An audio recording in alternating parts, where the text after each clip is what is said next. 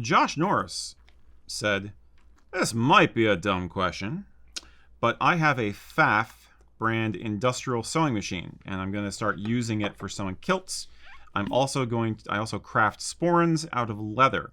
Do you think an industrial sewer such as a Pfaff is up to sewing leather as thick as what a sporran would call for?" I know this isn't really an area of expertise for you guys, but an honest opinion from a knowledgeable source would help tremendously. I think we may know more about it than he thinks. Yeah. But you certainly know industrial machines. Yeah. And Mac will end up bringing you in for some of this, probably. For kilt making, if you're going to sew a kilt with a machine, i.e., you're not going to hand sew the kilt. We have a lot of different machines. All of them industrial at this point. There's single needle straight stitch machines. There's buttonhole machines. There's blind stitch machines. There's industrial sergers or overlocks. There's a belt loop machine we have. So we have a lot of different types of machines for sewing a kilt. Can many of those things be done on a regular, single needle straight stitch machine? Sure. For sewing sporrans, that's the more interesting one. When you are sewing leather to fabric, I'll start with a kilt because you're still sewing for the straps on the kilt. You're still sewing leather to fabric. It gets a little hairy where you're mixing materials. So there's a needle, a specific type of needle that you would use for leather. It's like a kind of either like a sword tip, I think that's what it's called, or there's also ones that are kind of like a little pierced tip, which have like it pierces the fibers of the leather versus a ballpoint needle, which is what you use for normally sewing clothing. So there's some differences there. And it's difficult to sew leather to fabric, or can be difficult to sew leather to fabric because you need a thick enough gauge to properly go through the leather and pierce the leather, and then also pair it with wool cloth. So you don't want to get a sharp point or a needle that's going to kind of push through the leather and actually cut through it, because then it could actually cut the fabric of the wool of the kilt that you're sewing it to and then compromise the integrity of the fabric. So that's a little bit tricky. When you're actually sewing leather for a sporran,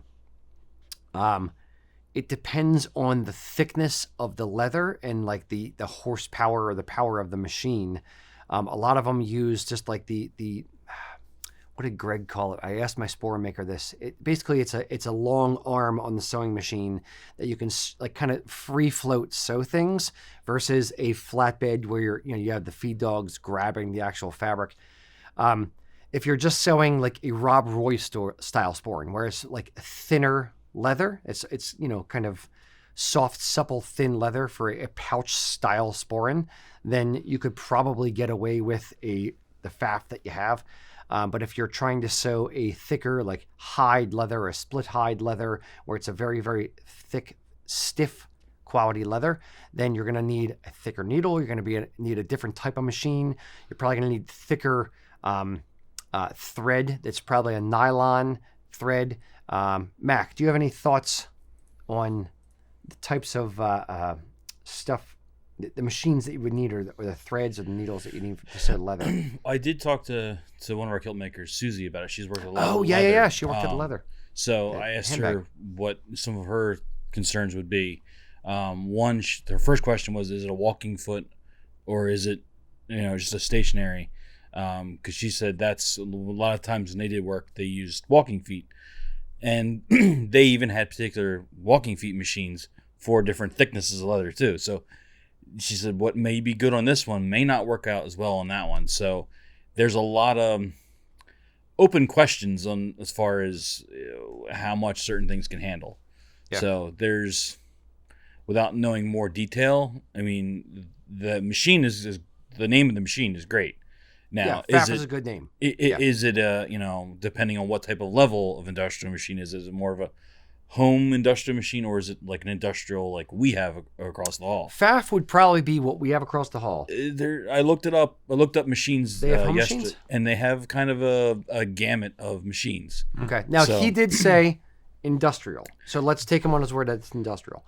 And again, Pfaff's a good name. Mm-hmm. it's the type of machine, like the cylinder arm, or I forget what the hell Greg Yeah, called you're it. talking about the arm that just Yeah. kind of sticks out. Now Yeah. those are a lot of times those are standing machines too. So where Sometimes, yeah. Yeah. Yeah.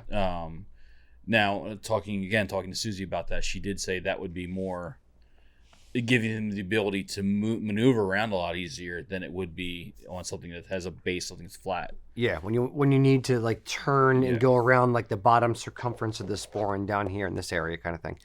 I'm trying to think what else. Anything else with? No, and the other thing I'll say is the thickness of the needle. Like we have a 110 gauge for ours, but they make thicker needles. They make thinner needles. Like the thickness of the needle, if you're going to be doing something silk, there's two things you have to worry about: is the thickness of the needle as well as the hole on the throat plate on the machine. Because if you have too wide of a throat plate, when the needle goes down, it pushes, and thin fabric like silk, it's going to push the fabric down inside, and it's going to screw up the fabric. Leather, it's obviously a thicker needle because you need it to be stronger and a wider throat plate. The needle almost has to match the throat plate. The other thing with leather is what type of animal is the leather?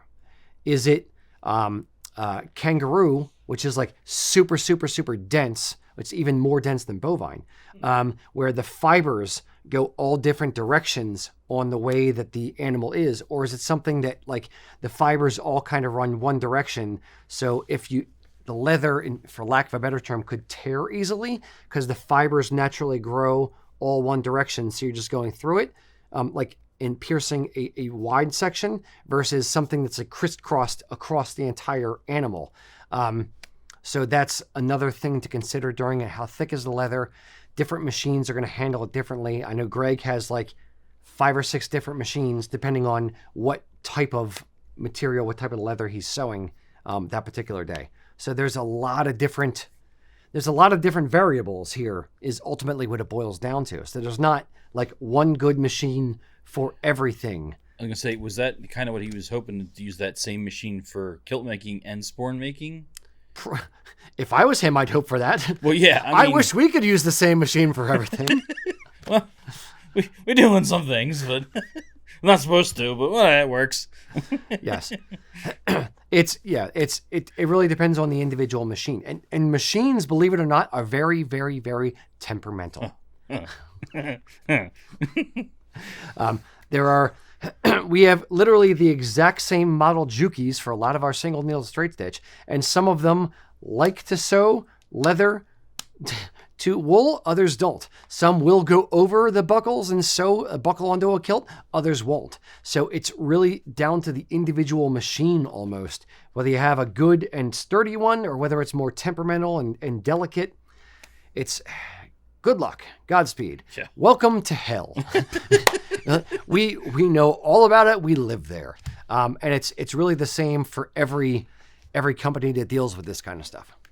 So maybe a test project and getting, if they're not too expensive, getting a couple different needles to experiment with. Yes, and making sure that the needles you get are will work with the size throat plate that you have. And making sure that you change the needle if you have any kind of burr on the tip of the needle. When you go through something and you catch the edge of the throat plate is the plate that the needle actually goes down through and then, catches the bobbin on the bottom. If you have any kind of burr in the needle or just a little tiny little hook in the tip of the needle, when you are sewing through bovine, what ends up happening is it goes down, and if there's a little tiny hook there, it curves the needle, and then it's going to catch, it's going to hit the metal plate, and it's going to explode. So there's a lot of almost wear protective eyewear. Wow. But yeah, there's a lot more to it than people realize. Maybe hand stitch the Sporrans. Yeah. It's why a lot of hand sewn, or companies that hand sew kilts use straps with the holes punched out so they can actually just hand sew them on. They don't have to worry about a machine to do it. Yeah. Look, I don't work with power tools for a living.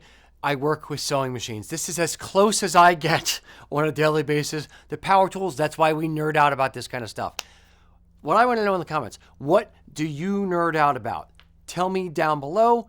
While you are down in the comments, please remember, give us a thumbs up. It costs you nothing. It's free and it helps us out. Have a good day, guys.